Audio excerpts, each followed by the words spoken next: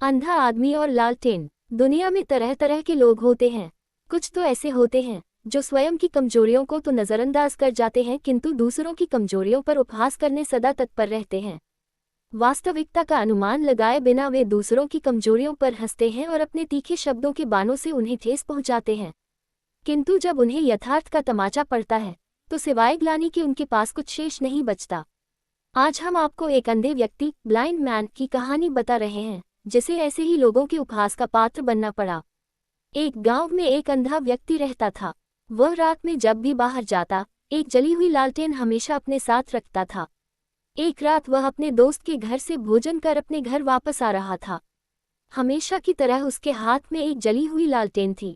कुछ शरारती लड़कों ने जब उसके हाथ में लालटेन देखी तो उस पर हंसने लगे और उस पर व्यंग्य बाण छोड़कर कहने लगे, अरे देखो देखो, अंधा लालटेन लेकर जा रहा है। अंधे को लालटेन का क्या काम।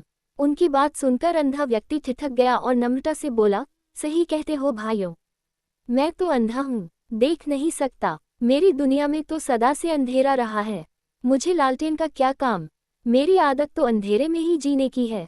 लेकिन आप जैसे आंखों वाले लोगों को तो अंधेरे में जीने की आदत नहीं होती। आप लोगों को अंधेरे में देखने में समस्या हो सकती है। कहीं आप जैसे लोग मुझे अंधेरे में देख ना पाएं और धक्का दे दे तो मुझ बेचारे का क्या होगा। इसलिए ये लालटेन आप जैसे लोगों के लिए लेकर चलता हूँ, ताकि अंधेरे में आप लोग मुझ अंधे को देख सकें। अंधे व्यक्ति की बात सुनकर वे लड़के शर्मसार हो गए और उससे क्षमा मांगने लगे। उन्होंने प्रण किया कि भविष्य में बिना सोचे समझे किसी से कुछ नहीं कहेंगे। सीख: कभी किसी को नीचा दिखाने की कोशिश नहीं करनी चाहिए और कुछ भी कहने के पूर्व अच्छी तरह सोच विचार कर लेना चाहिए।